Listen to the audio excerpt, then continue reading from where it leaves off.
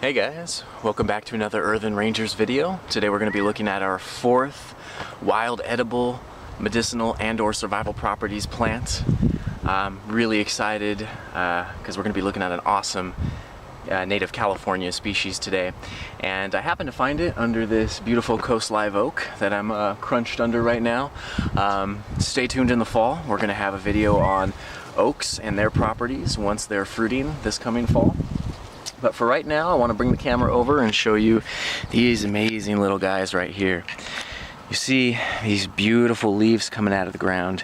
This is Soaproot. And Soaproot is characterized by these long, beautiful leaves. And one of the really important characteristics to these leaves, as to not confuse it with a look-alike species, is to look at how these leaves, how the edges curl. They're very, very wavy, and that's a very telltale characteristic of the Soaproot plant.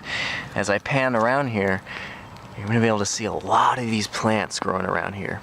And these have some really, really cool properties. First one I want to talk about is the leaves. The leaves can actually be used for cordage weaving, which is the act of making rope or string in a primitive survival situation. And if you stay tuned later this summer, we're going to definitely have a primitive cordage weaving video, and I think that's either going to be done with stinging nettle or dogbane. But you know, since we're talking about this Soaproot plant today, I might incorporate Soaproot in that video as well. In addition, Native Americans would utilize the green pigmentation in the leaves in tattooing ink, for the green color in tattooing ink. This is something that I have not tried before, but it sounds really cool. If any of you have tried it, comment below and let us know what techniques you utilized to pull that pigmentation out of the plant and what other natural materials you needed to mix it with. So that's a really cool property. But the main property of this plant is the root. As you could imagine, the name is Soaproot, and indeed the root of this plant does make an all-purpose soap that you can utilize for washing your hands, for washing your body all over, washing your hair, washing clothes, dishes, anything you could need soap for, you can use Soaproot for. Really, really cool.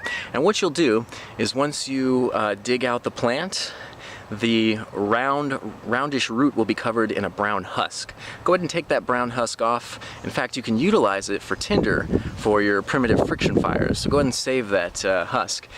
But once you get that husk off, you're going to be left with this white root. And the white root you can mash up, and it has a very high level of saponins in it. So you can lather up and wash your hands or whatever with that high saponin containing root. Another thing you can do is you can actually eat the root. I haven't done this before though, because it's actually considered to be somewhat toxic because of the high level of saponins. But the Miwok Indians that used to live pretty close to here would roast the root and eat it, and I've heard it referred to as kind of like a sweet potato type flavor thing going on with it. Another thing you can do with the root is, if you don't want to use it for soap, you can put it on hot rocks or a grill or whatever you're using to cook with. Wait for that wind to pass. Pretty sure my camera's probably picking up all that noise.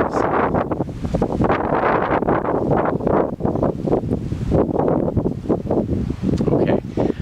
So another thing, you could put that root on the grill or whatever you're cooking with, and this sap will come out of the root. You can actually use that sap as an all-purpose glue to do things like glue your feather fletchings onto your arrow shaft, for example, or the many other wonderful things that you would need to utilize primitive glues for in a survival situation.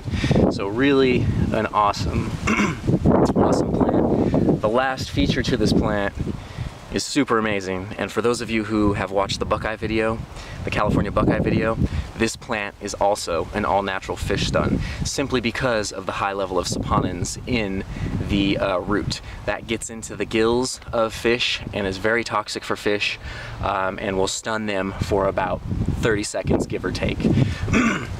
So really, really an awesome property. All you have to do is cook that fish later on, and it'll kill off the saponin content. in the fish, rendering it safe to eat. So let's go ahead and take a quick look here. We have probably about 10 plants here. And so from that caretaking ethic, what you might want to do is, one, only harvest about 1/10 of them in the area. So in this whole little patch here, I'd only take one of the plants because I don't want to hurt the population of soaproots. I also don't want to hurt the species that depend on this soaproot plant. So what I would do is I would take 1 out of 10, and the next thing I would do is I would look for the weakest plant.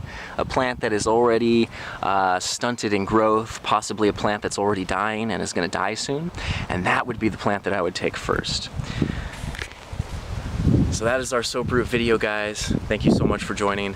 Again, this is the 4th plant in our edible, medicinal, and/or survival properties use on the Earthen Rangers website, YouTube page rather.